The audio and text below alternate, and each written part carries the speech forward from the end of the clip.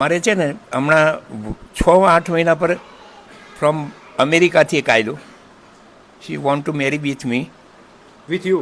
હા, she is agri, પણ હું તૈયાર ના થયો. સો નમસ્કાર મિત્રો, મળી રહ્યા છો આપણે ધરતીનો છેડો વૃદ્ધાશ્રમની અંદર, અને આપણે બીજા એક દાદા છે એમની સાથે વાત કરીએ, અમને જાણીએ એમની પરિસ્થિતિ શું છે. તો હાલ આપણી સાથે એક દાદા છે અને એમની ઉંમર 77 વર્ષ છે. આપણે એમની સાથે જ પૂછીએ એમને કે તેઓ ક્યાંથી આવ્યા છે અને શું કરે છે. દાદા, આપનું નામ? Mahesh M Dhagat, DHAGD from Baroda. દાદા બરોડાના છે. દાદા, તમારું એજ્યુકેશન વિશે કહો. Education, I am BCom graduate in MS university Baroda.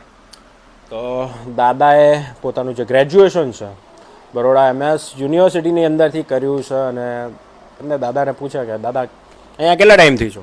1.5 મહિનાથી. 1.5 મહિનાથી છો, અને 1.5 મહિનાથી અહીંયા છો, કેવું લાગે છે તમને? It is nice place.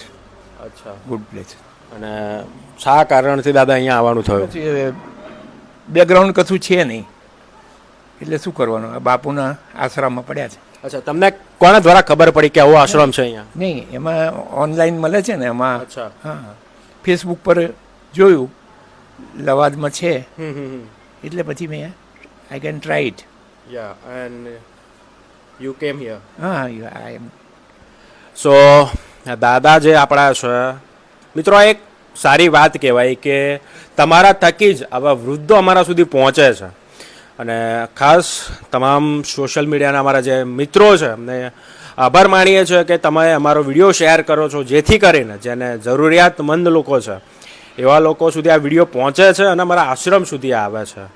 દાદા, અહીંયાનું જમવાનું કેવું હોય છે? This is nice and protein. Protein, nice protein. અને તમને કોઈ બીમારી એવું કંઈ તકલીફ છે? નો એની બીમારી, કોઈ બીમારી કશું છે નહીં. બસ ખાલી વાળ વાઈટ છે, બસ. આ મેં તો બહુ મોટી ભૂલ કરી. અચ્છા, કેવી ભૂલ કરી? ભૂલ એટલે એ તો કહું છું, મારે છે ને હમણાં 6-8 મહિના પર ફ્રોમ અમેરિકાથી એક આવેલું. She want to marry with you. હા, શી ઇઝ એગ્રી, પણ હું તૈયાર ના થયો, કારણ કે ચીટિંગનો જમાનો છે. આપણા ઇન્ડિયાને ચીટિંગ કરી નાખે, બરાબર. સી ફ્રોમ અમેરિકાથી આવ્યા હતા. હા, એ જી ઓનલાઈન મળે છે ને. અચ્છા, ઓનલાઈન. તમારી પાસે ફોન છે? ભાઈ છે જ ને, પછી યાર. એટલે ફેસબુક વાપરો છો તમે? ઇન્સ્ટાગ્રામ બધું. અચ્છા. હા, તો મિત્રો દાદા છે, થોડા મનોરંજન આપણે એમની સાથે કરીએ કે દાદાની લાઈફમાં ઓનલાઈન એક કહેવાય કે સ્ત્રીનો સંપર્ક થયો અને દાદા સાથે લગ્ન કરવા માટે તૈયાર થઈ ગયા, પણ દાદા કે છે ના, મારે નથી કરવા. દાદા કેમ ના પાડી? કરી ના લેવાય? આવું એકલું રહેવાય? પછી કરી લીધા હોત તો? જો ભાઈ, મારી વાત સાંભળે, મેં એવા બધા કિસ્સા જોયા છે ને કે આપણને બોડા કરી દે, આપણી કિડની કાઢી લે. અચ્છા, આ જમાનો ખરાબ છે. ખોટી વાત છે. 100%. કારણ કે માણસને નથી બનતું, સગા ભાઈને નથી બનતું. ને અહીં ગાડી જરા ફેસિલિટી મળે એટલે ગ્રેટ થઈ જાય છે. પણ એવું એ ભૂલી જાય છે કે હું કોણ છું, એ ભૂલી જાય છે. અચ્છા દાદા, આજના જે યુવા ધન છે, આપણી યુવા પેઢી છે, યુવાનો છે, એમનો શું સંદેશ આલશો કે આપણે જે વૃદ્ધોને લોકો પોતાના મા બાપ હયાતમાં છે, પોતાના દીકરા દીકરી એ લોકો હોવા છતાં પણ વૃદ્ધાશ્રમમાં જવું પડે છે, એમના માટે એક સંદેશ શું આલશો? એમાં એક જ વસ્તુ છે કે એડજસ્ટ થવું પડે. આજની વહુઓ, પહેલાંની વહુઓ, તમારે એના નેચરના હિસાબમાં કન્વર્ટ થવું પડે. તમે કન્વર્ટ ના થાવ, એ લોકો શનિ રવિવારે ખાવા જ ના માગતા, દાળ ભાત શાક ભાખરી, તો એ લોકો એમને ઇડલી સાંભાર ખાતા, તો એમને છોડી દેવાના. બરાબર. આપણે આપણી રીતે એડજસ્ટ કરી દેવાનું, બરાબર કે નહીં? પણ તમે કહો કે ના, તું મને કેમ નહીં આપ્યું ને તેવું નહીં આપ્યું, એ છોડી દેવું પડે. એટલે તમે આ એક વૃદ્ધો જે છે એમને પણ ટકોર કરી છે. એટલે ભાઈ, આપણો ચેન્જ ઓફ માઇન્ડ તો લેવું જ પડે. 100%. તમે અહીં આવ્યા છે, મારે તો કોઈ ચેન્જ ઓફ માઇન્ડ હતું જ નહીં, પણ તમારે એડજસ્ટ કરવું પડે. દાદા, તમે કઈ જોબ કરેલી પહેલાં એવું કશું? અહીંયા IPCL કેમિકલ. અચ્છા, તમારો પગાર એવું કેવું હતું? એ વખતે 4,000 રૂપિયા પગાર. તમારા કેટલા વર્ષ તમે જોબ કરી? જોબ છેક હમણાં 6-8 મહિનાથી મેં જોબ છોડી દીધી. મેડિકલ ડિપાર્ટમેન્ટમાં હતો. એટલે મોટો શોરૂમ હોય, એમાં મેડિસિનો હોય, અને બિલિંગ થાય. બિલિંગ એટલે બિલિંગના હિસાબમાં માલ કાઢવાનો અને કાઉન્ટર પર મૂકવાનો, એવું હતું. બરાબર છે. એટલે હજુ મને જોબ મળતું હોય ને આઈ એમ રેડી, કારણ કે તમે ફિટ છો સર? હનુમાનજીનો ભગત છું. ક્યાં વાત. હું પણ હનુમાનજીનો ભગત છું. ચોઈસ જો આપણું માઇન્ડ ખરાબ જતું હોય ને તો તરત ભગવાનનું લઈ લેવાનું. બરાબર. ખાવા પાછળ ધ્યાન મારું ઓછું, લિમિટેશન ખાવું. હવે આ ઉનાળો છે, મફત તો બાપુ આપશે, ખા નહીં કરવાનું. ખા કરીને ભરભર કરવાનું નહીં, એડજસ્ટ બોડીલી કરવાનું. શરીરને ડાયજેસ્ટ કરી શકે એટલું જ ખાવાનું કરી શકે. આજે 77 થઈ તો તમારે એવું નહીં કે મફતમાં મળી જાય ખા કરો, એવું નહીં કરવાનું. લિમિટેશનમાં ખાઓ. બરાબર. એડજસ્ટેબલ. રાતે ઓછું આમાં આમાં ફેસબુક પર બતાવે છે કે તમે મોર્નિંગના ટાઈમમાં થોડું વધારે ખાશો ને. હવે આ જવાન છે એનું મારે કમ્પેરિઝન ના થાય ભાઈ. બરાબર. જવાન લોકોની કમ્પેરિઝન ના થાય. સવારે સાયન્સ બતાવે છે કે તમારે મોર્નિંગમાં તમે થોડું ખાઈ લો ને તો ચાલે, ને રાતે લાઇટ કરો. ઓકે. તો તમને હેલ્થ સચવાશે. પછી મફત કા મિલા ગસબે લાલિયા, બાપુ બેઠા અમારા, ખાઓ પૂરી ખાઓ, બધું ખાઓ, આ ખાઓ તે ખાઓ, હંતાડીને ખાઓ. એવું નહીં, જે મળે છે ખુશ.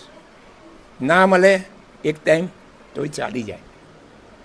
બહુ ખાધું. બરાબર. 77 વર્ષ સુધી ખાધું છે તો પછી હવે શું છે, હવે કેટલું ખાવું છે. બરાબર. કે મફત કામ મળ્યું એટલે રમેશભાઈએ સવારે પૂરી આપીએ, સવારે પૂરી પણ ખાધી, અત્યારે મને ફરતી પૂરી આપે તો ફરતી પૂરી ખાઉં? ના, બહુ આપ્યું, બહુ થઈ ગયું. લિમિટેશન. અન્ન પારકું છે, પેટ પારકું નહીં, એવું નહીં. મફત કામ ગસબે લાલિયા નહીં. બરાબર. બધું લિમિટેશન. તો મિત્રો આપણી સાથે હતા, શું દાદા નામ તમારું? મહેશભાઈ. મહેશ દાદા આપણી સાથે છે અને ખૂબ જ સરળ સ્વભાવના છે, ખૂબ જ મજાકિયા છે અને પોતે BCom graduate from MS university from Baroda. જોએ ગ્રેજ્યુએશન બરોડા યુનિવર્સિટી MS યુનિવર્સિટીથી કર્યું છે અને ખૂબ સરળ સ્વભાવના છે. બસ દાદા અહીંયા શાંતિથી રહો, ભગવાનનું નામ લો, મજા કરો. મેં તો કહું છું, જો દિન ઢલ જાય રાત ન જાય, તું ના આયા તેરી યાદ સતાય. આજે રાત પડી છે, કાલે સવાર કોઈને ખબર નથી. ક્યાં વાત. દાદા તમને કોઈ આમ શોખ ખરો કે ભાઈ ગાવાનો છે કે કઈ સંગીત ક્ષેત્રે કે કોઈ અલગ એવો કોઈ શોખ ખરો? સ્પોર્ટ લેવલ બોડી બિલ્ડર હતું. શું વાત કરો છો? હા, સ્પોર્ટ્સમાં ઇન્ટરેસ્ટ છે?